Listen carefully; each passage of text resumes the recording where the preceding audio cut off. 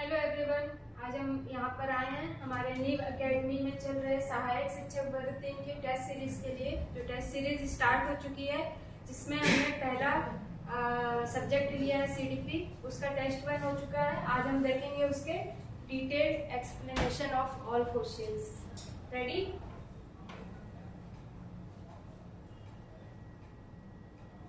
Okay, तो यहाँ हमारा क्वेश्चन नंबर 1, उत्तर बाल्यावस्था में बालक भौतिक वस्तुओं के किस तत्व में परिवर्तन को समझने लगता है?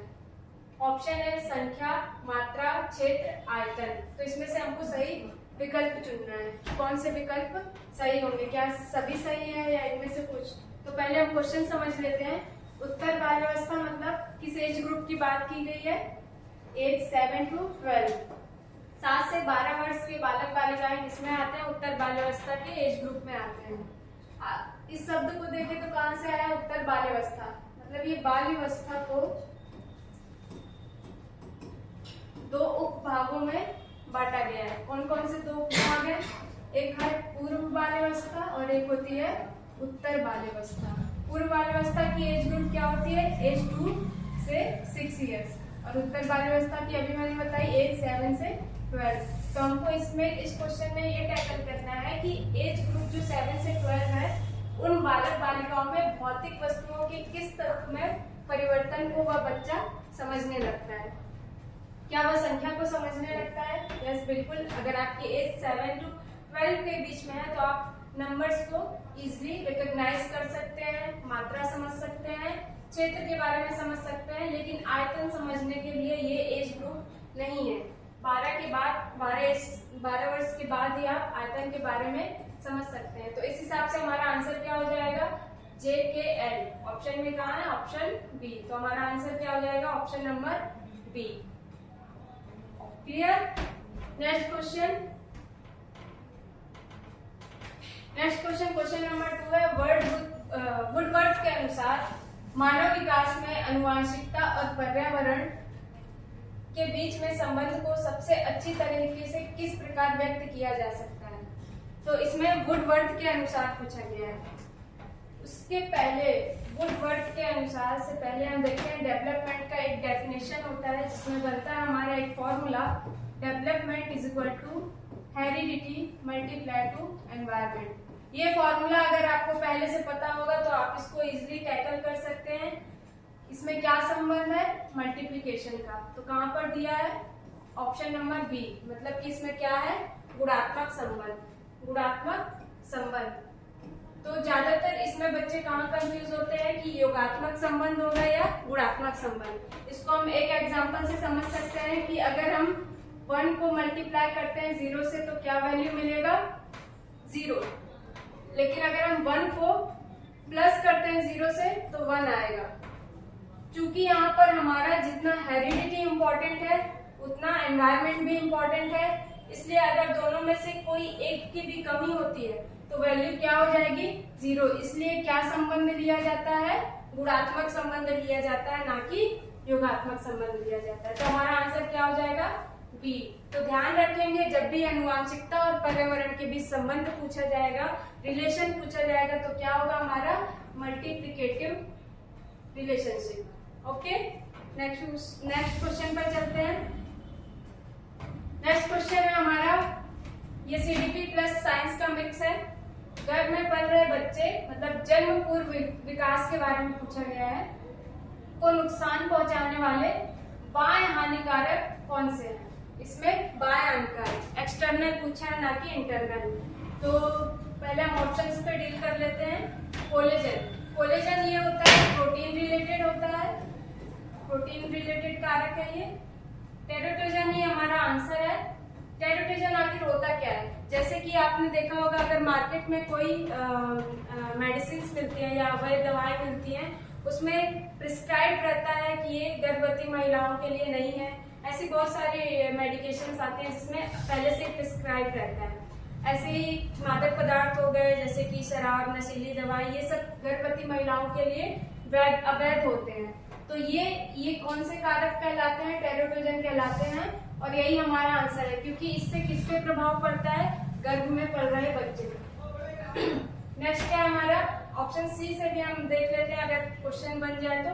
म्यूटेशन क्या होता है, ये हमारा होता है जीन रिलेटेड, जीन रिलेटेड होता है, जो कि ये मनुष्य के आंतरिक कारक है। इसलिए अगर हमसे पूछा जाता कि आंतरिक हानिकारक कारक कौन सा है, तो आंसर हमारा सी होता। लेकिन क्वेश्चन में बाह्य हानिकारक पूछा है तो हम क्या लेंगे, ऑप्शन बी।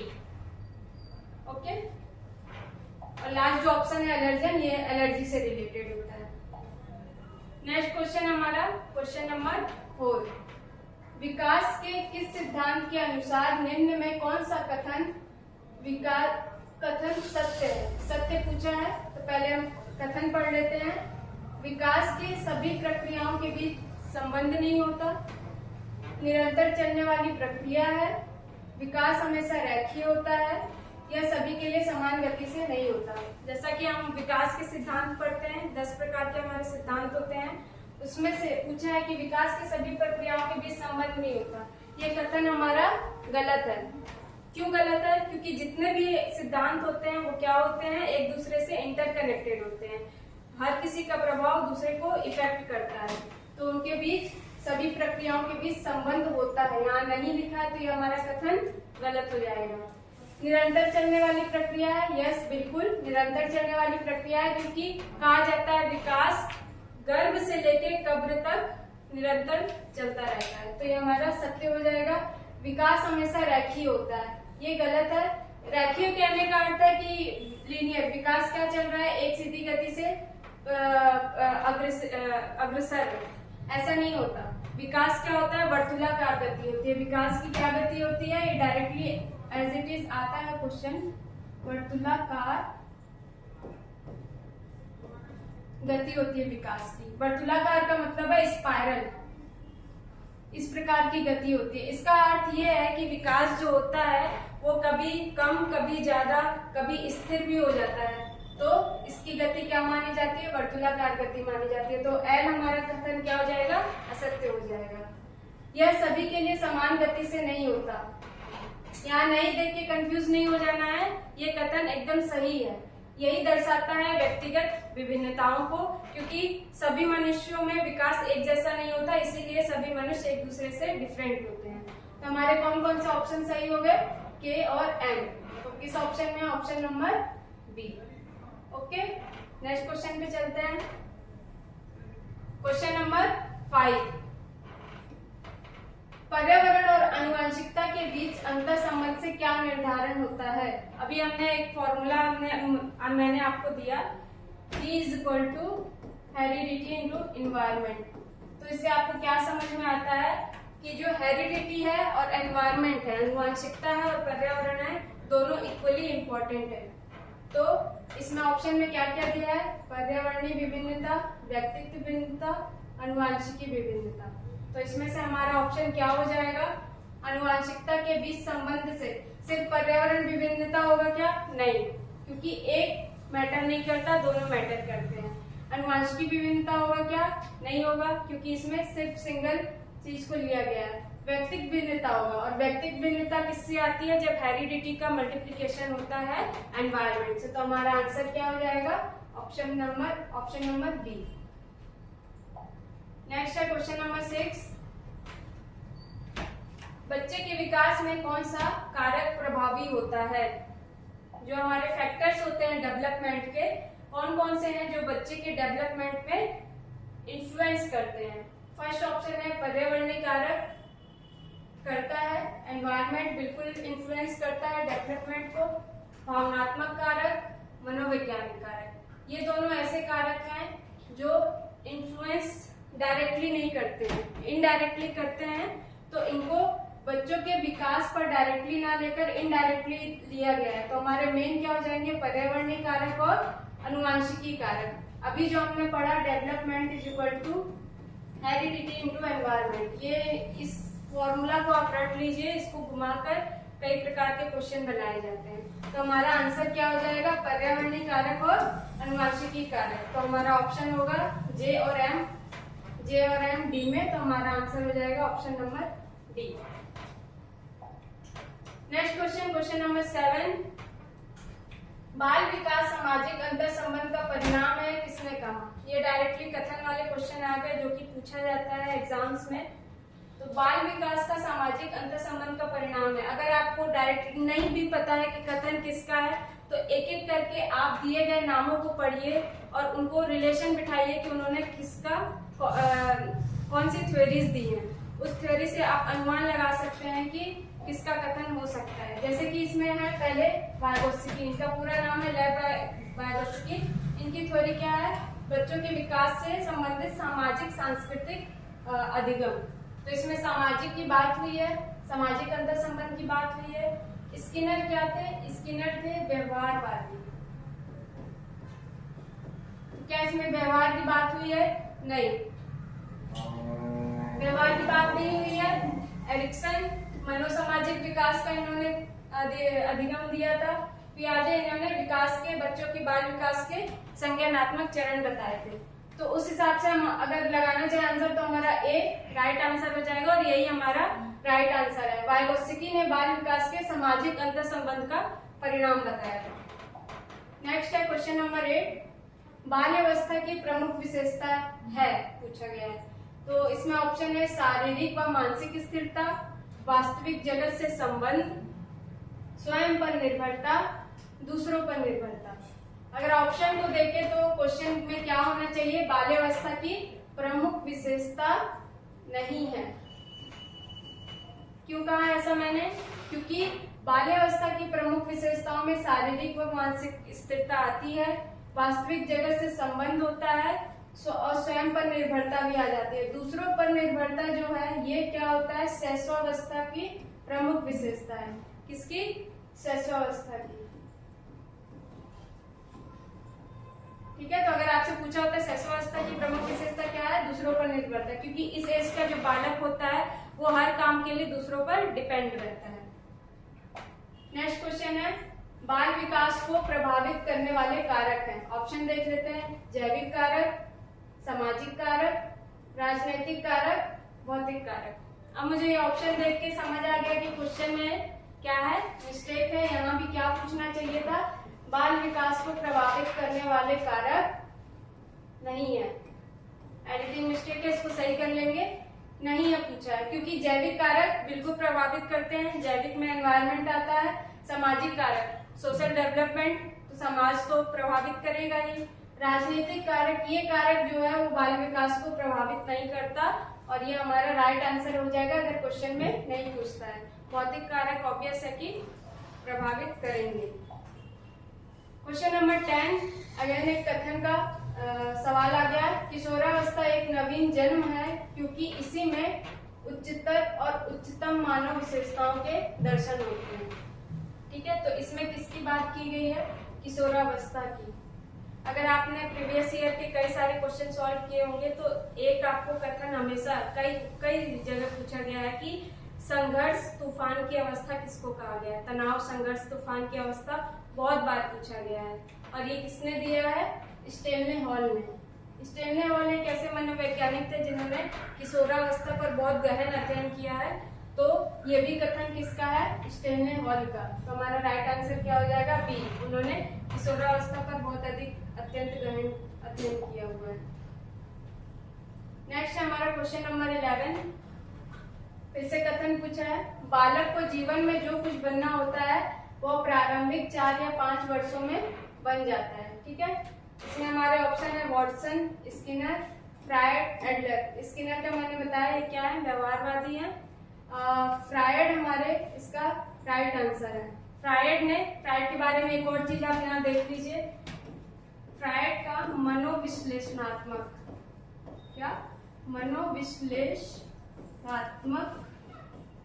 सिद्धांत इन्होंने दिया था और इसी सिद्धांत में उन्होंने चर्चा की थी कि जो बालक का जीवन होता है उसको उस जीवन में, अपने संपूर्ण जीवन में जो कुछ बनना होता है उसका आधार वो कब निर्धारित कर लेता है? जब वो प्रारंभिक के 4 या 5 वर्षों में होता है। तो इसका राइट आंसर क्या हो जाएगा? फ्रायड। इनका पूरा नाम था सिगमंड फ्रायड। नेक्स्ट हमारा है क्वेश्चन नंबर 12, बाल विकास में शामिल है। क्या क्या शामिल होता है? एक चाइल्ड डेवलपमेंट में शारीरिक विकास होता है, उसकी वृद्धि विकास देखा जाता है शारीरिक विकास में, मानसिक विकास में उसका संवेगात्मक विकास देखा जाता है, भाषा विकास यानी लैंग्वेज डेवलपमेंट, संवेगात्मक विकास ये मानसिक विकास से संबंधित होता है, इसमें बौद्धिक क्षमता वगैरह देखी जाती है। तो जो ऑप्शन सी है भाषा विकास, इसको बाल विकास के अंतर्गत शामिल नहीं किया गया है। ठीक है, जो चाइल्ड डेवलपमेंट होता है उसमें भाषा विकास को प्रारंभिक रूप में शामिल नहीं किया गया है। तो हमारे ऑप्शन यहाँ क्वेश्चन क्या होना चाहिए, नहीं है। अगेन एक टाइपिंग मिस्टेक, एडिटिंग मिस्टेक है। तो ये क्वेश्चन 12 में क्या पूछा है, बाल विकास में शामिल नहीं है, तो उसके अकॉर्डिंग हमारा आंसर क्या होगा, answer number option number C, क्योंकि बाल विकास में शारीरिक विकास होता ही है, मानसिक विकास होता है और संवेगात्मक विकास होता है। अब आएंगे क्वेश्चन नंबर 13 पर, निम्नलिखित में से कौन से कथन सही है। आपको क्वेश्चन को सही से रीड करना है, कहीं यहाँ पर नहीं लिखा होता है, हम ऑब्जर्व नहीं कर पाते, तो हमको देखना है कि कथन सही पूछा है या कथन गलत पूछा है। कथन पढ़ते हैं, वृद्धि और विकास दोनों का एक ही अर्थ है। वृद्धि विकास है लेकिन विकास वृद्धि नहीं है, विकास वृद्धि है लेकिन वृद्धि विकास नहीं है। सो मच कंफ्यूजिंग टर्म, एक एक करके रीड करते हैं। वृद्धि और विकास दोनों का एक ही अर्थ है। अगर वृद्धि और विकास का दोनों एक ही अर्थ होता तो हम अंतर क्यों पढ़ते, अंतर है मतलब दोनों क्या है, अलग अलग है। तो ये हमारा एक क्या हो गया, कथन गलत हो गया। नेक्स्ट है वृद्धि विकास है। अब यहाँ समझते हैं वृद्धि होती क्या है। सबसे पहले वृद्धि शारीरिक क्षमता से रिलेटेड है, आपका जो वजन बढ़ना और हाइट बढ़ना, ये सब किस में आता है, वृद्धि में आता है। और विकास के जो आयाम होते हैं वो बहुत ज्यादा होते हैं, शारीरिक विकास, मानसिक विकास, संवेगात्मक विकास, मतलब उसके डायमेंशन बहुत ज्यादा होते हैं। तो उस हिसाब से देखा जाए तो वृद्धि के जो क्षेत्र है वो क्या है, संकीर्ण है, और विकास का जो क्षेत्र है वो व्यापक है। तो हम विकास में वृद्धि को शामिल कर सकते हैं, मतलब वृद्धि किसका अंग हो गया, विकास का, लेकिन विकास वृद्धि के अंदर नहीं आ सकता। तो उस हिसाब से वृद्धि विकास है माना जा सकता है, लेकिन विकास वृद्धि नहीं है। तो ये स्टेटमेंट हमारा सही हो जाएगा। नीचे का स्टेटमेंट इसी का जस्ट अपोजिट लिख दिया है, तो अपोजिट क्या हो जाएगा, रॉन्ग हो जाएगा। तो इस हिसाब से हमारा एक ही स्टेटमेंट सही है, केवल के। तो ऑप्शन नंबर बी हमारा राइट हो जाएगा। नेक्स्ट चलते हैं क्वेश्चन नंबर 14 पे। बाल विकास में संवेदनशील अवधि का क्या अर्थ है। संवेदनशील मतलब सेंसिटिव पीरियड के बारे में पूछा गया है। ऑप्शन, केवल संज्ञान और अधिगम में तीव्रता से प्रगति से संबंधित अवधि। जहां भी आपको केवल वर्ड दिखे तो आप वहां उसको गोला घेर के निश्चिंत हो जाए कि ये मोस्टली निगेटिव टर्म ही लाता है। तो केवल वाले जो कथन होते हैं वो 99% रॉन्ग होते हैं। ठीक है, बी हमारा विशिष्ट क्षमताओं के विकास के लिए इष्टतम अवधि। विशिष्ट क्षमताओं का तो अर्थ आप समझ गए होंगे, स्पेशल एबिलिटीज। इष्टतम का मतलब होता है सर्वोत्तम, मतलब कि बाल विकास को उसने क्या कहा है, विशिष्ट क्षमताओं के विकास के लिए सर्वोत्तम अवधि है। ये कई हद तक आपका राइट स्टेटमेंट लग रहा है। वह अवधि जिसमें केवल आ गया, अगेन निगेटिव टर्म, तो ये भी नहीं होता, फिर भी एक बार पढ़ लेते हैं। वह अवधि जिसमें केवल भाषाई विकास को गति दी जा सके। तो बाल विकास सिर्फ एक विकास पे डिपेंडेंट नहीं है, वहाँ अलग अलग विकास होते रहते हैं। वह अवधि जिसमें शारीरिक वृद्धि अपने चरम पर होती है, ऐसा नहीं है शारीरिक वृद्धि कभी उसका ह्रास होता है, कभी वो वृद्धि होती है, तो कभी भी चरम पर नहीं होती। हाँ, किशोरावस्था में जरूर है, अत्यधिक तेजी से होती है, लेकिन चरम पर नहीं होती। तो ये भी हमारा स्टेटमेंट रॉन्ग हो जाएगा। तो कौन सा हमारा राइट आंसर हो जाएगा, ऑप्शन नंबर बी। तो इस तरीके से एलिमिनेशन मेथड से भी आप राइट आंसर तक पहुंच सकते हैं। नेक्स्ट है क्वेश्चन नंबर 15। विकास की प्रक्रिया में बच्चे केवल शाब्दिक अर्थों में सोचने में सक्षम होने पर ही अमूर्त रूप से सोचने में सक्षम होते हैं। यह दर्शाता है कि विकास एक है अमूर्त प्रक्रिया, क्रमिक प्रक्रिया, जैविक प्रक्रिया या भिन्न प्रक्रिया। तो इसमें क्या पूछा गया है कि बच्चे केवल शाब्दिक अर्थों में, जैसे आपने देखा होगा प्री प्राइमरी वाले बच्चों को ए फॉर एप्पल ऐसे रटाया जाता है, मतलब कि शब्द को किससे, पिक्चर से कनेक्ट करते हैं। तो सबसे पहले उनको क्या किया जाता है, शब्द को अर्थ समझाने के लिए पिक्चर से कनेक्ट करने, या मतलब उनका मेन मोटिव क्या होता है, शब्द का अर्थ बच्चे समझ जाए, शब्द का अर्थ समझ जाए, मतलब कि मूर्त चीज दिखाकर, पिक्चर क्या हो गई, मूर्त चीज हो गई, मूर्त चीजों को दिखाकर उनको अमूर्त ज्ञान का क्या दिया जाता है, अमूर्त ज्ञान तक पहुंचाया जाता है। तो मूर्त से कहाँ जा रहा है बच्चा, मूर्त से अमूर्त की ओर। तो ये एक क्रम का क्या कर रहा है, क्रम को फॉलो कर रहा है। तो ये प्रक्रिया क्या हो जाएगी, क्रमिक प्रक्रिया हो जाएगी। ठीक है, क्या प्रक्रिया हो जाएगी, क्रमिक प्रक्रिया हो जाएगी। नेक्स्ट है ऑप्शन क्वेश्चन नंबर 16, कथन और कारण। पढ़ते हैं कि करके, बच्चे का विकास कई सिद्धांतों पर निर्भर करता है। विकास इन सभी सिद्धांतों के अंतर संबंध से होता है। कारण दिया गया है, विकास एक आजीवन प्रक्रिया है और यह बच्चों की उम्र के साथ किया जाता है। ठीक है, तो इसमें हमको पहले जो कथन दिया गया है वो कारण से संबंधित है कि नहीं, एक एक करके देख लेते हैं। फर्स्ट जो कथन दिया गया उसमें क्या बात की गई है कि विकास कई सिद्धांतों पर निर्भर करता है। स्टार्टिंग में ही मैंने बताया कि क्या होता है, विकास 10 के अलग अलग 10 कहीं 11 ऐसे सिद्धांत दिए गए हैं और वो उन पर डिपेंड होता है, और ये सभी क्या होते हैं, एक दूसरे से इंटर रिलेटेड होते हैं, उनका संबंध होता है। और कारण में क्या बताया गया कि विकास एक आजीवन प्रक्रिया है। आजीवन मैंने स्टार्टिंग में ही बताया कि वो गर्भ से लेकर कब्र तक चलने वाली प्रक्रिया है और यह बच्चों की उम्र के साथ किया जाता है। उम्र दर उम्र ये विकास होते रहता है। तो क्या ये दो कथन जो दिया गया है कारण से सम्मिलित होता है? नहीं, क्योंकि इसमें अलग सिद्धांत की बात की गई है और इसमें अलग सिद्धांत की, दो अलग अलग सिद्धांत की बात की गई है। तो ये व्याख्या तो नहीं कर रहा है, लेकिन हाँ कथन दोनों सही है। तो हमारा आंसर क्या हो जाएगा, कथन और कारण दोनों सत्य है, लेकिन कथन कारण की सही व्याख्या नहीं कर रहा है। तो ऑप्शन नंबर ये हमारा राइट आंसर हो जाएगा। अब चलते हैं क्वेश्चन नंबर 17 पे। विकास निम्न में से किस पर निर्भर है? आनुवंशिक बनावट, भौतिक वातावरण, सामाजिक सांस्कृतिक कारक। तो विकास जो हमारा डेवलपमेंट है वो किस पर निर्भर करता है? तो इसमें जो आनुवंशिक बनावट है बिल्कुल है, विकास हेरिडिटी पर डिपेंडेंट होता है। भौतिक वातावरण जो हमारा एनवायरनमेंट होता है, वातावरण शब्द जुड़ गया मतलब एनवायरनमेंट, ये भी क्या है, विकास के लिए विकास इस पर निर्भर करता है। सामाजिक सांस्कृतिक कारक जिसके बारे में लेव वाइगोत्स्की ने बात की थी, वो बच्चे के डेवलपमेंट पे निर्भर करता है। तो इस हिसाब से हमारे तीनों जे के एल क्या हो जाएंगे, राइट आंसर। अब चलते हैं क्वेश्चन नंबर 18 पे। बच्चे की वृद्धि और विकास का अध्ययन करने की सबसे अच्छी विधि है। ठीक है, बच्चे की वृद्धि यानी बच्चों का जो ग्रोथ और डेवलपमेंट हो रहा है उसका अध्ययन करने के लिए निम्न में से कौन सी विधि सर्वोत्तम विधि है? पहला मनोविश्लेषणात्मक विधि दी गई है जिसके बारे में सिगमंड फ्रायड ने बात की थी। बी है तुलनात्मक विधि, सी है स्मरण विधि, सांख्यिकी विधि। तो इसमें जो हमारा राइट आंसर होगा वो होगा तुलनात्मक विधि। यह विधि क्या है, वृद्धि और विकास में इसमें क्या किया जाता है उसके बारे में अध्ययन करने के लिए एक विधि का निर्माण किया गया है जिसे तुलनात्मक विधि कहा जाता है। और स्मरण विधि ये तो स्मरण से यानी कि रिकलेक्शन मेथड है, मेमोरी रिलेटेड है। सांख्यिकी विधि इसमें गणना और मात्रा वाले रिलेटेड अध्ययन किया जाता है।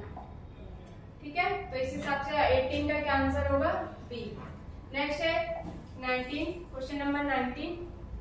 कथन दिया है वृद्धि का अर्थ है शरीर के किसी अंग या पूरे जीव के आकार में बढ़ोतरी। जैसे कि मैंने स्टार्टिंग में बताया वृद्धि क्या होती है, मात्रात्मक होती है। उसमें शरीर के किसी अंग या पूरे जीव के आकार में बढ़ोतरी या वृद्धि का क्या अध्ययन किया जाता है। तो कथन बिल्कुल सही है। कारण है वृद्धि पूरी तरह से गुणात्मक प्रक्रिया है जो जन्म के बाद पूरी तरह से रुक जाती है। ठीक है, तो ये तो बात सही है कि जन्म के बाद नहीं, एक समय के बाद, जन्म के तुरंत बाद नहीं रुकती, एक समय के बाद रुक जरूर जाती है और धीमी हो जाती है गति उसकी। और एक और वर्ड गलत लिखा है इसमें, गुणात्मक प्रक्रिया। वृद्धि क्या है, मात्रात्मक प्रक्रिया है। तो हमारा कारण क्या हो गया, गलत हो गया। तो इस हिसाब से हमारा ऑप्शन क्या हो जाएगा, ए सही है, आर गलत है। तो हमारा कथन सही है और कारण गलत है। Option number C is the right answer. Next है क्वेश्चन 20, निम्नलिखित कथनों पर विचार करें। जीनोटाइप और फेनोटाइप पर बात की गई है, ये भी साइंस के टर्म है जो कि वृद्धि और विकास से रिलेटेड है। जीनोटाइप के बारे में क्या कहा गया है, किसी जीव के एलिल्स का वह खास कॉम्बिनेशन है जो उसे अपने माता पिता से विरासत में मिलता है। देखिए, अगर आपको नहीं भी पता है तो थोड़ा सा आप एग्जाम में दिमाग लगा सकते हैं। जीनोटाइप, ये शब्द का जो निर्माण होता है वो कुछ सोच समझ के किया जाता है। जीनोटाइप है मतलब ये जीन से रिलेटेड था तो इसका नाम रख दिया गया जीनोटाइप। और जो जीन से रिलेटेड होता है मतलब आनुवांशिकता की बात कर रहे हैं। तो जीन्स हमको किससे मिलते हैं, हमारे माता पिता से मिलते हैं। तो उसी चीज की बात की गई है, कॉम्बिनेशन होता है जो अपने माता पिता से विरासत में मिलता है। तो ये क्या है, सही कथन है। फेनोटाइप किससे स्टार्ट हो रहा है, PHEN, और ये फिजियोलॉजिकल अभिव्यक्ति से कनेक्टेड है। तो अगर गुणों को दिखाई देने वाला जो शारीरिक या शरीर से रिलेटेड क्या होती है, ये अभिव्यक्ति होती है। और इसका साइंस में टर्म क्या होता है, फेनोटाइप। तो ये भी क्या हमारा कथन सही है। क्वेश्चन क्या पूछा गया है, नीचे दिए गए कोड में से गलत कथन आपको चुनना है। दोनों सही है करके एक और दो दोनों नहीं लगा देना है। क्वेश्चन को पढ़ना है कि गलत कथन कौन सा है। तो कथन हमारे दोनों सही है तो गलत एक भी नहीं हुए, तो हमारा ऑप्शन क्या हो जाएगा, डी, ना तो एक और ना ही दो। नेक्स्ट है 21 हमारा, एक बच्चा गणित में बहुत अच्छा है लेकिन खेलों में कमजोर है, शिक्षक को इससे क्या निष्कर्ष निकालना चाहिए। तो अब आपको एक टीचर के पर्सपेक्टिव से सोचना है कि अगर उसका एक विद्यार्थी मैथ सब्जेक्ट में अच्छा कर रहा है लेकिन वो गेम्स में अच्छा नहीं कर रहा है, तो क्या निष्कर्ष निकाला जा सकता है। बच्चे का विकास ठीक से नहीं हुआ है, नहीं, बच्चे पर हमें कभी भी कोई भी चीज नहीं थोपनी है, ठीक है। बी ऑप्शन है, विकास सभी क्षेत्रों में एक जैसा नहीं होता, ये तो बात सही है, सबका विकास अलग अलग होता है। नेक्स्ट है, बच्चा केवल पढ़ाई लिखाई के लिए उपयुक्त है, ऐसा नहीं है बिल्कुल भी, सिर्फ पढ़ाई लिखाई तक सीमित नहीं है बच्चा। बच्चे के लिए खेल जरूरी नहीं है, ऐसा बिल्कुल नहीं है। हाँ, लेकिन पहले के लोग जरूर मानते थे कि पढ़ोगे लिखोगे तो बनोगे नवाब, खेलोगे कूदोगे तो बनोगे खराब, लेकिन ऐसा नहीं है। जितनी पढ़ाई जरूरी है उतना खेल भी जरूरी है। तो हमको सही ऑप्शन क्या लग रहा है, सबसे उपयुक्त आंसर क्या है, विकास सभी क्षेत्रों में एक जैसा नहीं है, इसीलिए वो गणित में तो अच्छा कर रहा है लेकिन खेल में कमजोर है। तो ऑप्शन नंबर बी क्या हो जाएगा, राइट आंसर। क्वेश्चन नंबर 22, यदि कक्षा के सभी बच्चों को एक ही काम दिया जाए और उनसे एक ही परिणाम की उम्मीद की जाए तो यह किस सिद्धांत का उल्लंघन होगा। पूछा गया है, ये सिचुएशन दी गई है, तो ये किस सिद्धांत का उल्लंघन कर रहा है। क्वेश्चन क्या है कि आप इमेजिन कीजिए कि आप एक क्लास ले रहे हैं, आपने बच्चों को एक मैथ्स का क्वेश्चन दे दिया और सबसे आप उम्मीद कर रहे हैं कि सब उसको एग्जैक्ट सेम टू सेम और सही आंसर दें, कोई भी गलत आंसर ना दे, कहीं भी कोई मिस्टेक ना करे। तो क्या ऐसा संभव है? संभव है कि सब बच्चे कर लेंगे? नहीं, क्योंकि कुछ ना कुछ कोई ना कोई मिस्टेक करेगा। सबका डेवलपमेंट अलग अलग तरीके से हुआ है, तो सबका डेवलपमेंट अलग अलग तरीके से होता है, इसीलिए सब एक दूसरे से भिन्न होते हैं। तो यही क्या नियम बनाता है, व्यक्तिगत विभिन्नताएं। तो ये किसका उल्लंघन कर रहा है, व्यक्तिगत भिन्नताओं का उल्लंघन कर रहा है। तो ऑप्शन क्या हो जाएगा हमारा, बी, 22 का बी। नेक्स्ट 23, एक शिक्षक देखता है कि ऑप्शन दिए, कथन 3 दिए गए हैं, देखते हैं। कुछ बच्चे जल्दी लिखना सीख जाते हैं, कुछ बच्चे खेलों में बहुत अच्छे होते हैं, कुछ बच्चों में नेतृत्व के गुण दिखाई देते हैं। ठीक है, तो इसमें क्या बताया गया है कि कुछ बच्चे जल्दी लिखना सीख जा रहे हैं, कुछ खेल में अच्छे हैं, कुछ नेतृत्व के गुण दिखाई दे रहे हैं। मतलब अलग अलग बच्चों के अलग अलग इंटरेस्ट, अलग अलग भिन्नताएं दिखाई जा रही हैं, तो यही व्यक्तिगत विभिन्नताएं आ जाएगा। तो ऑप्शन में क्या पूछा है कि इस स्थिति के आधार पर कौन सा निष्कर्ष सबसे उपयुक्त है। ऑप्शन है, सभी बच्चों का विकास एक तरह से होता है, नहीं, सबका अलग अलग तरीके से होता है। विकास पूरी तरह से बुद्धि पर निर्भर करता है, नहीं, आपकी शारीरिक क्षमता, बौद्धिक क्षमता, सब कुछ जरूरी होता है विकास के लिए, ये भी गलत हो जाएगा।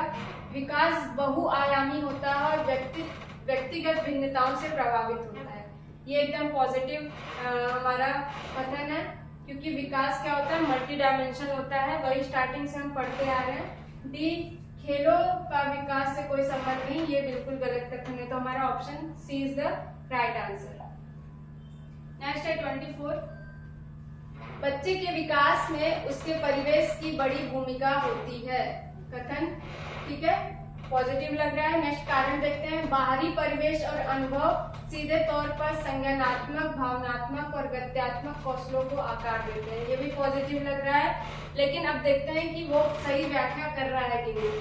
बच्चे के विकास में उसके परिवेश की बात की गई है, बड़ी भूमिका होती है। यहाँ भी परिवेश की बात की गई है, क्योंकि बाहरी परिवेश उसको क्या करता है, संज्ञानात्मक, भावनात्मक और गत्यात्मक कौशलों को आकार देता है। दोनों कथन सही हैं और उसकी व्याख्या भी कर रहा है। तो ऑप्शन क्या हो जाएगा, A is the right answer.